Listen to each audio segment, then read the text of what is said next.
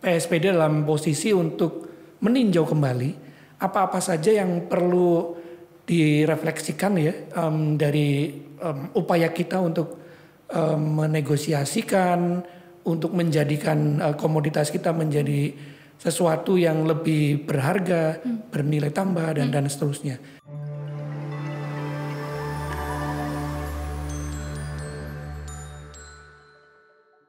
Hai Trademates, apa kabar? Selamat datang kembali di podcast Starting Point. Selamat datang di episode kelima.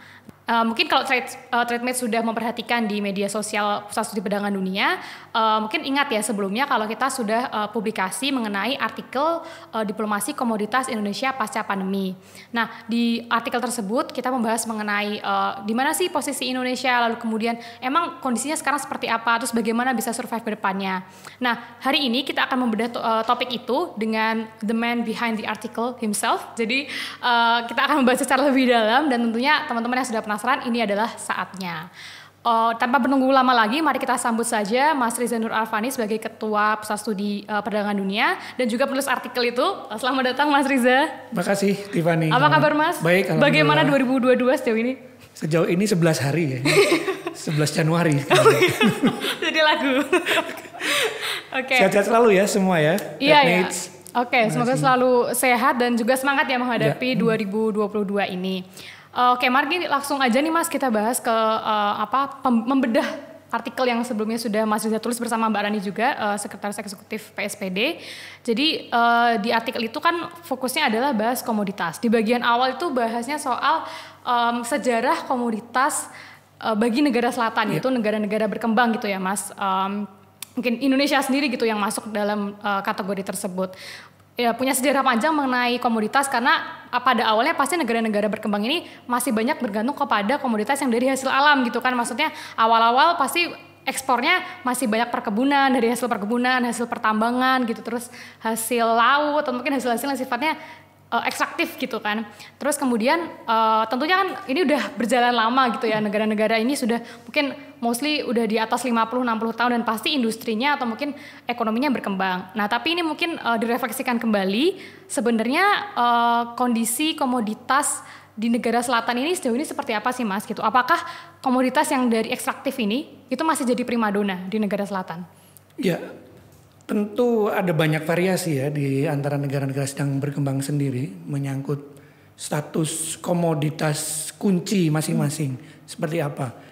Tetapi sebetulnya yang menarik adalah kehadiran WTO, ya, World Trade Organization sebagai rezim perdagangan internasional yang sebagian besar mencakup seluruh negara sedang berkembang. Kehadirannya menjadi penanda bahwa ketika kita bicara komoditas sebagai perdagangan, maka yang penting adalah melihat bagaimana kiprah dari negara-negara anggotanya itu seperti apa. Dalam konteks negara sedang berkembang, menjadi penting untuk melihat seberapa kiprah mereka di WTO membantu mengeluarkan mereka dari semacam jebakan-jebakan dari yang namanya komoditas. Kita mengenal di artikel itu juga kami tulis ketergantungan pada komoditas ya, yang saya kira dalam batas tertentu di kasus-kasus yang ekstrim itu bisa menjadi kutukan bagi negara-negara yang kaya akan resources, natural resources, termasuk di dalamnya nanti komoditas. Tetapi bagi negara-negara tertentu yang lain, itu menjadi pelajaran untuk mereka segera beralih pada sektor-sektor yang tidak semata-mata mengandalkan nilai dari komoditas itu sendiri. Tetapi bagaimana mereka mentransformasikan segenap sektor ekonominya yang ditopang oleh komoditas ini menjadi sektor ekonomi yang punya nilai tambah. Itu sekarang yang coba kita lihat lebih mendalam, perlu kita lihat lebih mendalam. Dan dalam 20 atau kalau kita pakai 95 sebagai acuan ketika WTO ini lahir begitu, maka ada di antara negara-negara sedang berkembang yang istilahnya sudah graduate gitu ya, sudah lulus dari tahap itu. Tapi ada banyak lagi yang belum. kita termasuk sebetulnya sebagian graduate, sebagian belum. Itu kita Indonesia ya, dan itu yang menjadi tantangan bagi kita untuk mendalami isu-isu ini secara lebih serius, sehingga kemudian PSPD dalam posisi untuk meninjau kembali apa-apa saja yang perlu direfleksikan ya dari upaya kita untuk menegosiasikan, untuk menjadikan komoditas kita menjadi sesuatu yang lebih berharga, bernilai tambah dan seterusnya. Itu kira-kira statusnya sekarang ini yang kita coba lihat lebih mendalam. Itu. Oke.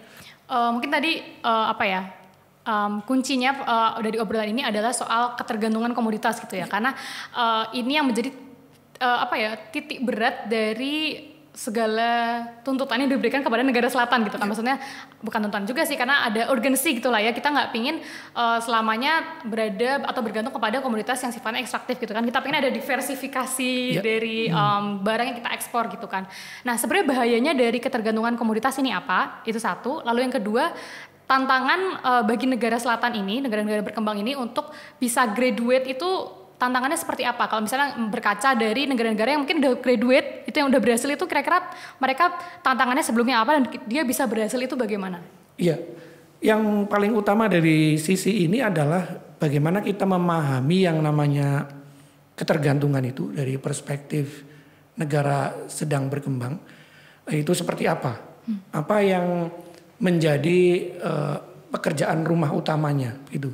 Dan bagaimana kemudian negara-negara sedang berkembang ini graduate tadi itu ya, seperti apa. Nah kuncinya memang ini ya, pada pemahaman kita mengenai yang tadi Tiffany sudah sebut pola diversifikasinya ya, dari komoditas yang kita punya itu seperti apa. Dan kalau kita bicara diversifikasi, tentu yang paling utama adalah kemampuan manufacturing, kemampuan untuk membuat barang gitu, menjadikan komoditas itu punya nilai tambah. Dan saya kira kalau kita bicara itu, Indonesia sebetulnya sudah pada jalur yang tepat begitu. Sejak bahkan sebelum WTO berdiri, sejak kita berjuang lewat UNCTAD, UNCTAD begitu, kita di jalur yang tepat dalam pengertian kita sudah beralih dari yang semata-mata mengandalkan strategi substitusi impor. Jadi kalau substitusi impor kan membayangkan kita akan selamanya berada di jalur komoditas gitu. Tetapi kita memilih untuk lebih berorientasi ekspor. Dan ketika berorientasi ekspor itulah kita menjalankan apa yang kita sebut sebagai manufakturisasi. Jadi pengolahan, industri pengolahan menjadi inti. Dan ujung dari itu adalah kita tidak terjebak pada yang namanya middle income trap gitu. Jebakan negara-negara yang sudah masuk ke middle income, tetapi selamanya menjadi middle income terus gitu. Itu yang jadi PR buat kita, dan saya kira kalau kita belajar dari mereka yang sudah graduate, maka konsistensi pada diversifikasi itu menjadi sangat penting. Konsistensi untuk terus-menerus melakukan manufacturing, inovasi pada sisi yang itu, manufacturing, pada sisi hilir begitu. Tidak hanya hilir ya, tapi juga intermediate level itu menjadi sangat penting. Kita belajar dari misalnya macan-macan Asia, itu bagaimana mereka melakukannya, bagaimana industri elektronik mereka menjadi penopang dari industri-industri yang lain, termasuk yang sekarang kita bicara soal revolusi digital. Negara-negara ini sudah siap dengan itu. Sebut Singapura, sebut Taiwan, sebut dalam batas tertentu juga Malaysia, negara tetangga kita sudah cukup siap dengan itu. Dan kita walaupun ada interupsi di sana sini, dalam pandangan saya masih tetap di track itu. Dan cukup optimis saya sendiri untuk melihat bagaimana itu nanti dilalui ya sampai ke sana. Tapi kuncinya memang di diversifikasi, dan isu yang paling penting adalah inovasi. Dan kalau kita bicara inovasi itu bicara soal kapasitas sumber daya manusia gitu, SDM. Bagaimana SDM kita dipersiapkan untuk itu. Kita punya bonus demografi yang kita rancang sampai tahun 2045, dan itu benar-benar menjadi pegangan kita. 100 tahun Indonesia merdeka mau apa begitu. Tapi generasi inilah, generasi kalian ya, milenial ini yang akan menentukan bagaimana. Treadmate di rumah ya, ini. Betul itu. 20 tahun ke depan atau kurang lebih 20-25 tahun ke depan akan menentukan seberapa loncatan itu bisa dilampaui dan kita tidak terjebak pada tadi perangkap middle income country begitu. Oke, memang berarti kuncinya tadi adalah highlight kepada inovasi dan SDM itu saya rasa juga sering disebutkan di berbagai laporan ya Mas, laporan yang menjadi resource dari penelitian ini misalnya dari ADP, dari kemarin ANKTAD itu pun juga sering sekali menyebutkan bahwa memang kuncinya adalah di transformasi teknologi gitu ya dan juga kesiapan SDM-nya untuk bisa menciptakan industri yang tidak hanya bergantung kepada bahan mentah aja tapi juga mengolah itu dari hulu ke hilirnya harus siap gitu ya Mas. Betul, untuk menghasilkan satu barang jadi yang mungkin value-nya pun bertambah gitu bagi negaranya pun nggak kayak mungkin kalau kita jual kelapa A 100 tapi kita ngejual juga sekarang produk olahan kelapa jadi 1000 gitu kan jadi 10 kali lipat kan ibaratnya jadi ekonominya juga bertumbuh.